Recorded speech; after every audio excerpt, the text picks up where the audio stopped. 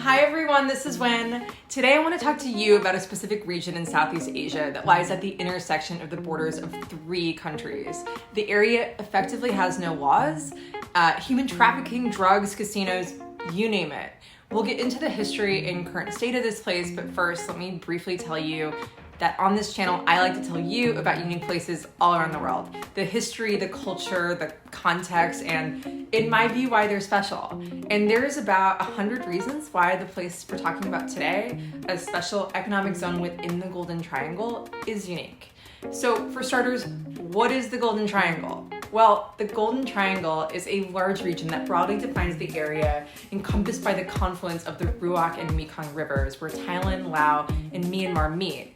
The region is named the Golden Triangle because of the opium trade. The illicit drug trade has brought in an enormous amount of dark money to the area.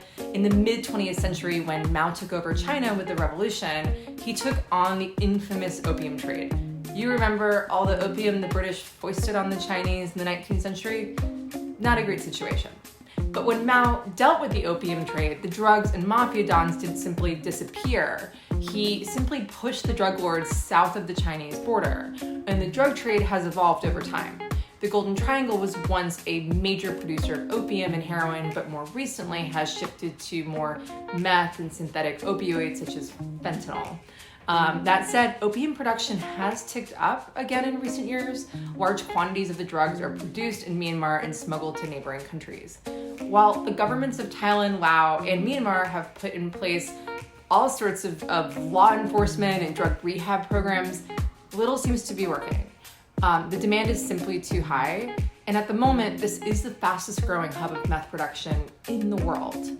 What makes matters more challenging is that this region is densely forested and quite mountainous, making it hard for even the best intentioned anti-narcotics force to police and get a hold on things. And for scale, according to the UN, drugs produced in the Golden Triangle end up all over the world.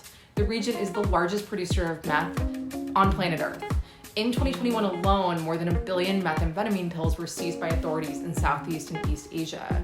The region produces about 25% of the world's opium. It's a lot of opium.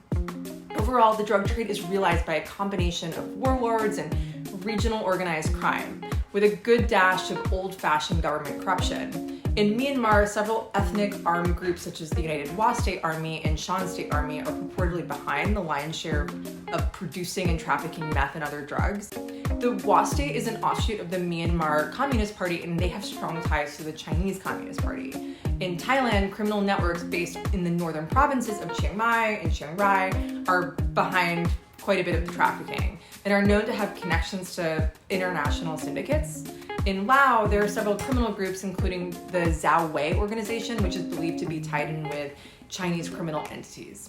In this region of the world, and especially in the Golden Triangle, China plays a huge role. Even outside of the drug trade, China is the neighborhood bully. From building islands in the South China Sea, to flout international law, to causing huge environmental disasters all over the region, China isn't exactly winning over hearts and minds. When it comes to the drug trade, the Chinese market plays a huge role. They are a major consumer of the meth and synthetic drugs produced in the region, and Chinese syndicates reap the financial rewards by playing a large role in arming the mafia groups and in moving these drugs from place to place.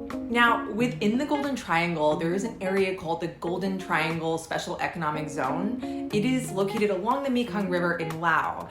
In 2007, it was created by the Lao government in conjunction with the Chinese-owned Hong Kong-registered company King Romans Group. The group took out a 99-year lease on 3,000 hectares of once rural agricultural land. The zone is dominated by the King's Roman Casino, which draws swaths of Chinese tourists as gambling is illegal in China and the zone is only a few hours from the border.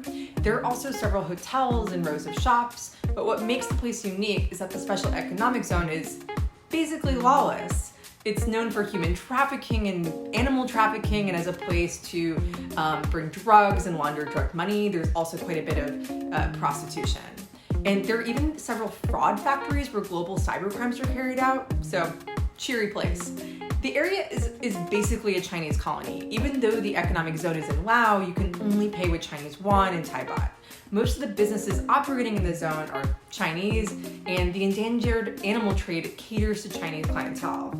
In 2018, the United States Treasury Department announced sanctions against 2 criminal entities within the King's Romans group, and specifically named Zhao Wei and his wife Su Ken as the network leaders. Zhao Wei denied the allegations. Also, apparently the Lao government has taken some steps to curtail the illegal animal trade by performing a few raids. On a personal note, I actually went to this place a few years ago. I had no idea really where I was going. About 5 years ago, I went to Thailand on vacation. I stayed in Chiang Mai in the north and did a day trip to the even further north.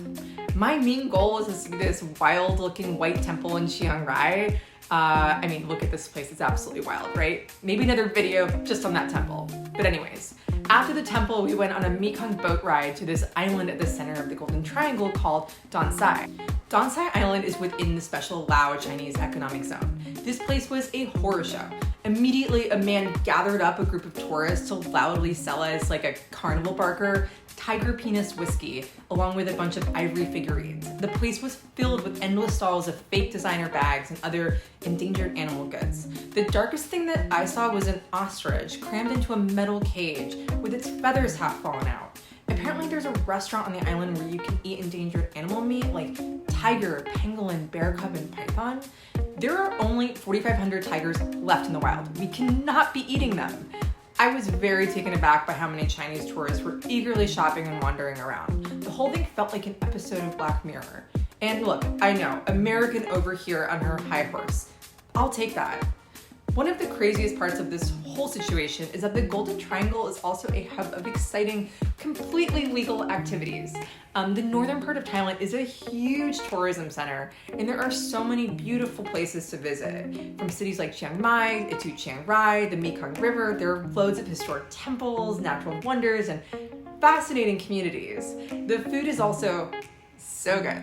So good. It's clear that this area would be just fine without all of the meth and fentanyl and prostitution. Anyways, this wraps up today's video. Thank you all so much for watching. If you haven't already, please subscribe, please like, and please comment below. I would really love your feedback. Also, if you like this video, feel free to check out my many others on unique places all around the world. Thank you all so much. Goodbye.